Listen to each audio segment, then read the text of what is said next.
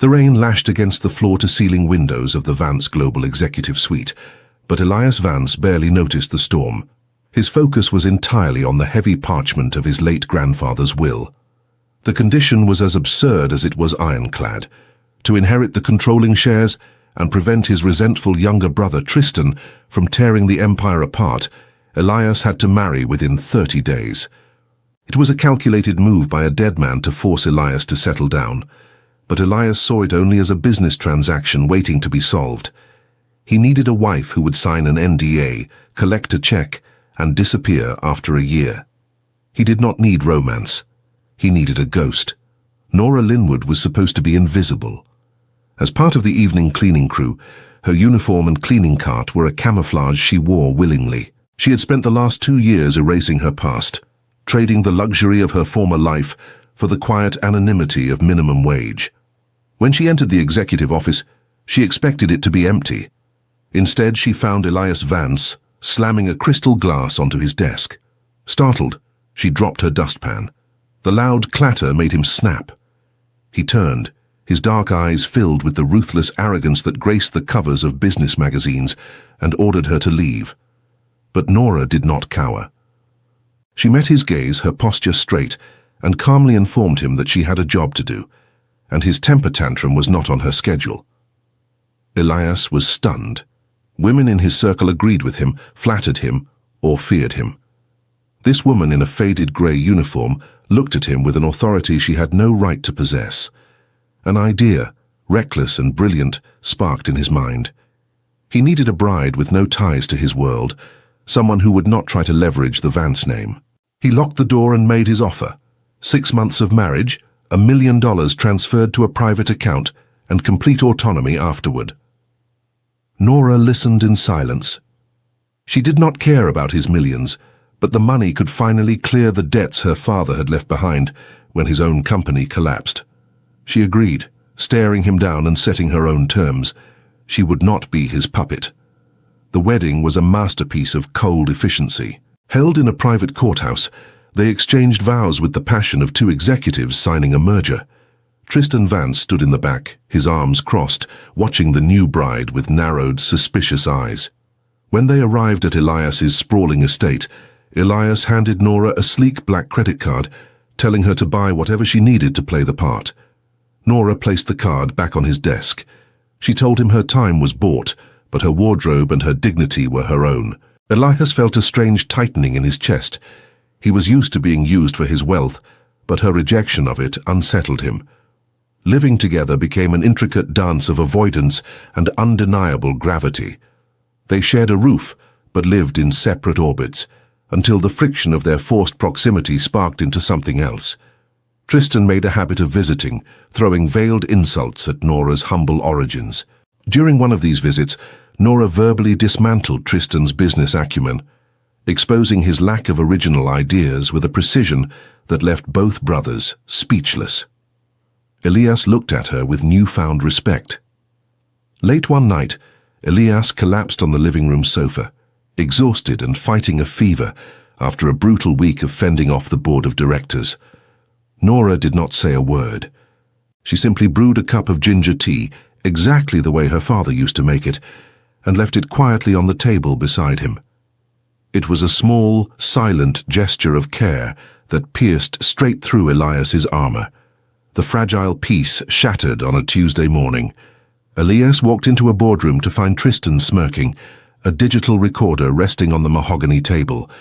Tristan pressed play. A leaked conversation between Nora and a former associate filled the room, revealing the truth she had buried. She was not a cleaner. She was Nora Linwood, the sole heir to Linwood Industries, the very company Vance Global had ruthlessly dismantled a decade ago. Elias stared at her, the betrayal freezing his blood. He believed she was a corporate spy, a phantom sent to orchestrate his downfall from the inside. The silence in the penthouse that evening was deafening. Elias treated her like a stranger, his words clipped and devoid of the warmth that had slowly been growing between them. Nora did not cry or beg. She packed her few original belongings, preparing to leave. She told him the truth, that she had hidden her name out of shame for her family's ruin, not for vengeance. The raw pain in her voice echoed the grief of a daughter who had lost everything. Elias watched her walk away, the emptiness of his penthouse suddenly suffocating. He realized then that his life of wealth and power was utterly hollow without her quiet strength. Days later, Nora found a single white rose on the doorstep of her small apartment, without a note. She knew exactly who it was from. But Tristan was not finished. Using the scandal of the fake marriage and Nora's true identity, he launched a hostile takeover, calling an emergency shareholder meeting to strip Elias of his CEO title. The media swarmed the Vance headquarters. Elias stood at the podium ready to face his ruin when the double doors opened. Nora walked in, dressed not as a cleaner or a paid bride, but as the Linwood heiress. She stood beside Elias, facing the flashing cameras and the stunned shareholders. She presented a meticulously compiled dossier. During her time cleaning the executive floors, she had noticed discrepancies. She had the proof that Tristan had been embezzling company funds to finance his coup. The room erupted. Tristan's smug confidence dissolved into panic as the board members turned on him. He stumbled over his words, trying to deny the evidence, but the undeniable proof was right in front of them. Security escorted Tristan out of the building, his reputation and his future completely destroyed in front of the very people he had tried to manipulate. Elias turned to Nora, the noise of the boardroom fading away. That night, on the balcony of the estate, Elias did not offer her a contract or a black card. He offered a genuine apology. He admitted his blindness, his arrogance, and his profound fear of losing the only real thing in his life. He asked her to stay, not as a clause in a will, but as his equal. Nora looked into his eyes, seeing the vulnerability he hid from the rest of the world, and finally let her own walls crumble. She smiled, taking his hand, agreeing to a partnership based on truth. The seasons changed, washing away the bitter past. A year later, the brass sign on a newly renovated building downtown gleamed in the sunlight. It read, Linwood and Vance Holdings. They had used their combined resources to rebuild her father's legacy from the ashes, standing side by side in the lobby of their shared future. Elias held Nora close, knowing the greatest wealth he possessed was the woman who had once emptied his wastebasket.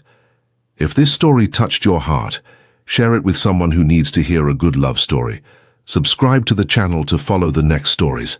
See you next time. The heavy mahogany doors of the Ashford Group boardroom clicked shut, sealing Julian Ashford in a breathless silence. He stared at the glowing skyline of the city, his jaw clenched so tightly it ached. He was on the verge of the most lucrative maritime acquisition of the decade, a deal that would solidify his legacy. But the conservative investors from overseas had one archaic, unyielding stipulation. They refused to entrust their century-old family fleet to a man they deemed a reckless, unanchored bachelor. Julian needed to project absolute stability. He needed a devoted, respectable fiancée by Friday evening, or the deal would vanish into thin air. Sienna Hayes stood in the grand foyer of a luxury hotel, adjusting the subtle drape of her evening gown. She was a high-end companion, hired by elite clients to provide intelligent conversation and flawless arm candy for corporate galas. She was an illusionist of high society, selling a fantasy of perfection by the hour. When Julian's fixer approached her with a non-disclosure agreement thicker than a novel and an exorbitant sum of money, she did not hesitate. She needed the funds urgently, more than anyone could possibly fathom. Entering Julian's private suite for their initial briefing, Sienna did not shrink under his cold, calculating gaze. When he curtly instructed her to speak only when spoken to and to simply look enamored, Sienna smiled sharply. She informed him that a believable performance required mutual respect, and if he wanted to fool billionaires, he would have to learn how to pretend he actually had a heart. Julian was momentarily disarmed. He was accustomed to sycophants, not women who challenged his authority in his own penthouse. They signed the contract with a heavy gold pen, sealing their temporary fate. The next evening, at the pivotal charity gala, their performance was a flawless symphony of deception. Sienna charmed the foreign delegates with her fluent French and sharp wit, smoothly deflecting prying questions about their supposed romance. Julian found himself genuinely captivated by the way she commanded the room. But observing them from across the ballroom, gripping her champagne glass with white knuckles, was Vanessa Sterling. Vanessa was Julian's former fiancée, a woman who had broken their engagement for a wealthier rival, only to return when Julian's net worth skyrocketed. Her eyes narrowed as she watched Sienna, sensing a flaw in the perfect picture. To maintain the illusion for the investors, Julian insisted Sienna move into his penthouse for the month. The forced proximity created a volatile atmosphere of friction and undeniable magnetism. Sienna refused to play the submissive guest. When Julian casually ordered his assistant to buy her a diamond necklace to sell the ruse, Sienna left the velvet box on his desk, stating she only accepted what was in her contract and that her affection could not be bought with trinkets. They argued fiercely, a clash of his towering pride and her unshakable boundaries. Yet late at night, when the armor came off, they found themselves sharing quiet conversations over glasses of water in the darkened kitchen, realizing they were both profoundly lonely people, carrying the weight of the world on their shoulders. But Julian began to notice discrepancies.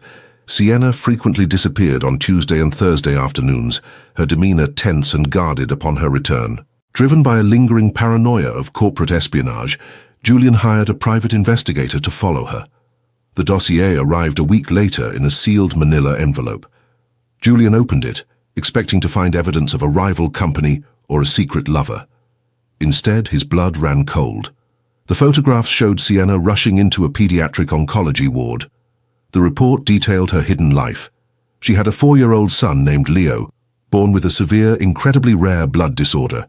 Every cent she made wearing expensive gowns and smiling for arrogant men went directly to a highly experimental, desperately expensive medical trial to keep her little boy alive. The revelation hit Julian with the force of a physical blow. He felt a sickening wave of shame for his arrogance and for investigating her. When Sienna returned that evening, Julian was silent and withdrawn, his guilt manifesting as a freezing distance. Sienna assumed he had simply grown tired of their arrangement, the familiar sting of rejection settling in her chest. She pulled away, burying her own growing feelings behind walls of ice. But she did not know that behind the scenes, Julian was violently dismantling his own schedule. He made dozens of ruthless phone calls, leveraging his immense wealth and global connections to secure the most renowned pediatric specialist in Europe, flying him quietly into the city. He did not tell Sienna. He just made the hospital bills disappear. The fragile bubble burst when Vanessa Sterling finally made her move. Having hired her own spies, Vanessa stormed into Julian's office with a vicious, triumphant smile. She slammed a folder onto his desk, containing Sienna's companion agency profile and photographs of her sick child. Vanessa demanded a massive share of the new maritime company, threatening to leak the entire dossier to the conservative investors and the press, effectively destroying Julian's reputation and Sienna's privacy. Julian looked at the woman he once thought he loved, seeing nothing but absolute venom. He knew he had to protect Sienna and her son at all costs, even if it meant sacrificing the empire he had built. The following morning was the highly publicized press conference to officially sign the maritime acquisition. Vanessa sat in the front row, waiting for Julian to concede to her blackmail. Julian stepped up to the podium, the flashing cameras illuminating his resolute face. He did not talk about shipping routes or profit margins. Instead, he looked directly into the cameras and spoke about true strength. He publicly revealed the blackmail attempt, exposing Vanessa Sterling's demands to the room full of journalists. Then, with an unshakable voice, he dismantled the lie of his fake engagement.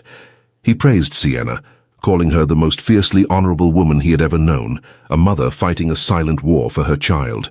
He declared that if the investors required a man who valued image over human life, they could keep their ships. Vanessa was utterly humiliated, swarmed by reporters as her reputation disintegrated in real time, her society friends physically backing away from her. Julian left the podium and walked straight out of the building, leaving his shocked executives behind. He drove to the children's hospital, finding Sienna sitting by Leo's bed. She had seen the broadcast. Tears streamed down her face as Julian knelt beside her chair. He didn't offer her money, and he didn't offer a contract. With his voice breaking, he offered his complete surrender. He apologized for his mistrust and confessed that his life was entirely meaningless without her and Leo in it. He asked to be a part of their family, not out of obligation, but out of a deep, consuming love. Sienna looked at the man who had laid his entire empire on the line to protect her child's dignity, and she finally let herself be held, weeping into his chest as he kissed the top of her head. 2 years later, the suffocating noise of the city was a distant memory. Julian had stepped down as the CEO of the Ashford Group, retaining only a quiet position on the board. They lived in a sprawling, sunlit estate on the coast of Maine. The fresh ocean breeze drifted through the open windows, carrying the joyful sound of laughter. Leo, healthy and vibrant, was running across the lawn chasing a golden retriever. Julian stood on the porch, his arms wrapped tightly around Sienna's waist as she leaned back against him. There were no cameras, no contracts, and no boardroom battles to win. They had left the world of power behind to find a kingdom of their own, built on absolute truth and a love that survived the storm. If this story touched your heart, share it with someone who needs to hear a good love story. Subscribe to the channel to follow the next stories. See you next time. The heavy oak doors of the family estate slammed shut, but the echoing demands of Marcus Devereux's father still rang in his ears. The ultimatum was absolute. Marcus had to marry a woman of his father's choosing within the month to stabilize the plunging stock of Devereux Holdings, or he would be entirely stripped of his position as chief executive officer. Marcus paced the length of the grand hallway, furious and cornered. He refused to be manipulated into an arranged marriage with a socialite who only wanted his last name. He needed a solution, an impenetrable shield against his father's control, and he needed it before the week was over. Lila Monroe had been the new executive assistant at Devereux Holdings for exactly 3 weeks. She was severely overworked, relentlessly criticized by Marcus, and utterly unfazed by his towering temper. When Marcus stormed into the outer office demanding his schedule, his voice echoing with impatience, Lila smoothly handed him his itinerary and casually pointed out a fatal financial flaw in his upcoming merger strategy. Marcus stopped dead in his tracks, truly looking at her for the first time. He saw a sharp intellect hiding behind wire-rimmed glasses and a worn cardigan. She was practically invisible to the elite, immune to his intimidation, and completely uninterested in his wealth. He locked the office door and offered her a ridiculous proposition: marry him for 1 year to appease his board and his father in exchange for a massive payout that would secure her future forever. Lila hesitated, her fingers brushing the hidden encrypted drive in her pocket. She was not a career assistant. She was an investigative journalist, operating deep undercover to expose a massive embezzlement ring operating within the highest levels of the Devereux empire. This fake marriage was her golden ticket into the inner circle, granting her access to the private servers she desperately needed. She accepted his proposal, staring him down, demanding complete and unfiltered access to his home office as her only condition. Marcus agreed, assuming she merely wanted a quiet place to work. The marriage documents were signed in a sterile, glass-walled conference room. Arthur Pendleton, the senior family lawyer with a permanent sneer, watched Lila with predatory suspicion. He warned Marcus that bringing a nobody into the family trust was a fatal mistake. Lila ignored the insult, signing her name with a steady hand. When Marcus offered her a spectacular diamond ring to sell the illusion, Lila refused it. She purchased a simple, unadorned gold band herself, stating quietly that she would not be branded like one of his corporate assets. Living in Marcus's sprawling, minimalist mansion became a daily battle of wills. He was obsessed with rigid control, while she was a master of quiet defiance. When he tried to dictate her behavior for a high society dinner, she intentionally wore a simple, elegant dress and effortlessly dismantled a pompous investor in a sharp, intelligent debate, leaving Marcus secretly fascinated. Late one night, Marcus walked into the study and found Lila asleep at her desk, exhausted from hours of secret data mining. He didn't wake her. Instead, he gently draped a heavy cashmere blanket over her shoulders, lingering for a moment to carefully brush a stray curl from her face. It was a silent gesture of tenderness that broke through the cold walls they had built around themselves. A quiet admission that the lines of their arrangement were beginning to blur. The deception violently crumbled on a rainy afternoon. Marcus returned home early from a cancelled meeting and found a hidden, decrypted folder left open on Lila's laptop. He read the files, his heart turning to stone as he discovered her true identity and her ongoing investigation into his company.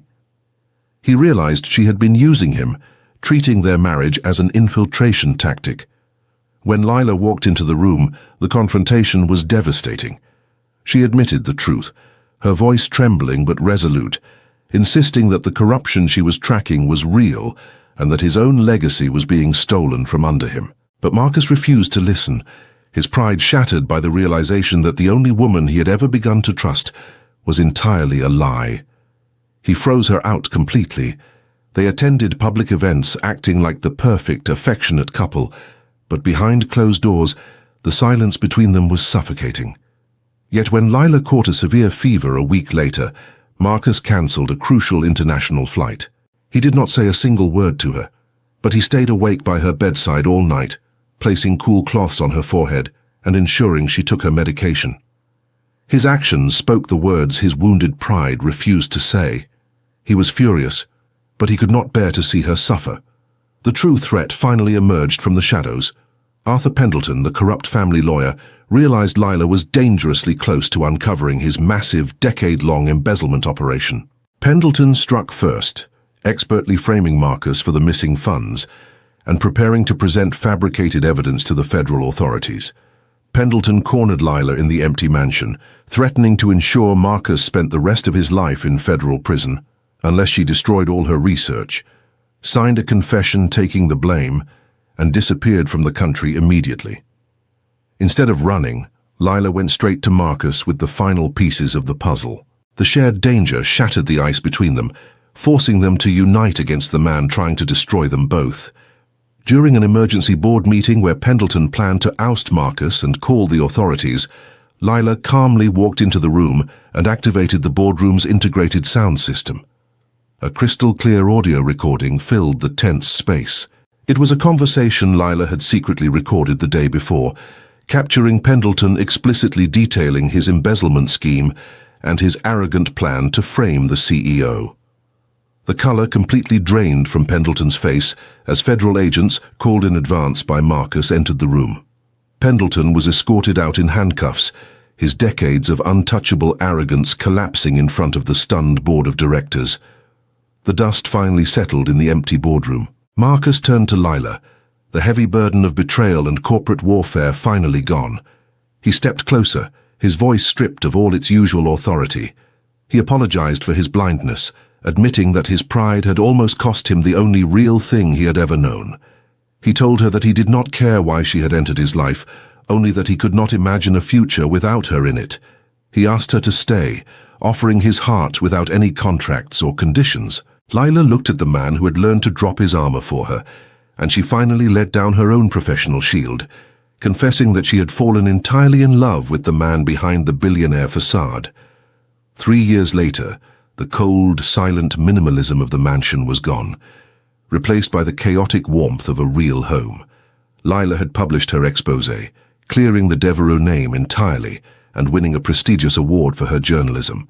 Marcus walked into the sunlit nursery, his heart swelling as he wrapped his arms around Lila from behind. She leaned back against his chest, gently rocking their newborn daughter to sleep. The fake contract was nothing but a distant memory, replaced by a genuine partnership, built on unbreakable trust and a love that defied all the odds. If this story touched your heart, share it with someone who needs to hear a good love story. Subscribe to the channel to follow the next stories. See you next time. Texto basado na historia de Elias Vance e Nora Linwood apresentada no roteiro. Texto colado. Editar. The infographic presents the story of Elias Vance and Nora Linwood as more than a romance between a millionaire and a cleaning woman. It reveals an emotional journey shaped by fear, social inequality, hidden identities, betrayal, and personal transformation. At the beginning, Elias believes that money and control can solve every problem. Faced with the condition in his grandfather's will, he treats marriage as a business transaction. His decision to offer Nora a contractual relationship demonstrates how emotionally disconnected he has become. By reducing human relationships to agreements, payments, and obligations, Elias protects himself from vulnerability and avoids the possibility of rejection. Nora represents a different kind of strength. Although society sees her only as a member of the cleaning staff, she carries intelligence, dignity, and a complex personal history. Her uniform makes her socially invisible, but it does not define her value. The infographic emphasizes the danger of judging people by their appearance, occupation, or financial position. Nora's true identity as the heir to Linwood Industries proves that a person's current circumstances reveal only a small part of their story. Her decision to hide her past is not driven by manipulation, but by shame, grief, and the desire to escape the burden of her family's collapse.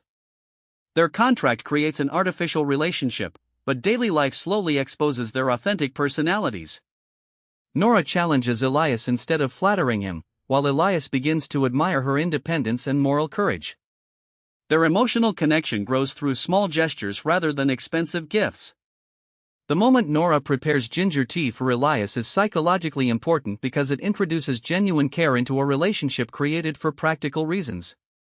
Her kindness reaches him in a way that wealth and status never could. It shows that intimacy often develops through quiet attention, emotional presence, and the willingness to care without expecting a reward. The revelation of Nora's identity activates Elias's deepest fear of betrayal. Instead of listening to her explanation, he interprets her secret through the lens of his own mistrust. His reaction demonstrates how unresolved fear can distort judgment and destroy meaningful relationships. Nora's refusal to beg for acceptance also shows emotional maturity. She explains her truth, protects her dignity, and walks away when she realizes that Elias is not prepared to trust her. Tristan represents the destructive effects of entitlement, envy, and the desire for power. He views relationships as tools and believes that exposing Nora will weaken Elias. However, Nora transforms her painful past into a source of courage.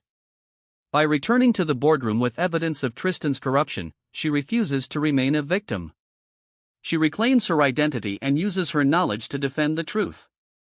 Her actions demonstrate that personal healing does not mean forgetting injustice.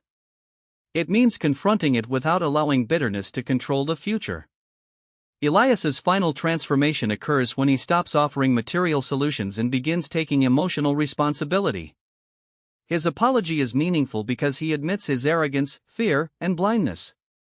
He no longer asks Nora to remain as an employee, a paid wife, or a symbol of respectability. He asks her to stand beside him as an equal. Their renewed relationship is built on honesty, respect, and shared purpose. The creation of Linwood and Vance Holdings symbolizes the integration of their pasts. Instead of allowing the destruction of Linwood Industries to define them, they rebuild its legacy together. The central lesson of the infographic is that true wealth is not measured by money, social status, or corporate power. It is found in integrity, empathy, trust, and the courage to recognize the humanity of people whom society often ignores. Elias and Nora discover that love becomes real only when appearances disappear and both people are finally willing to be seen as they truly are.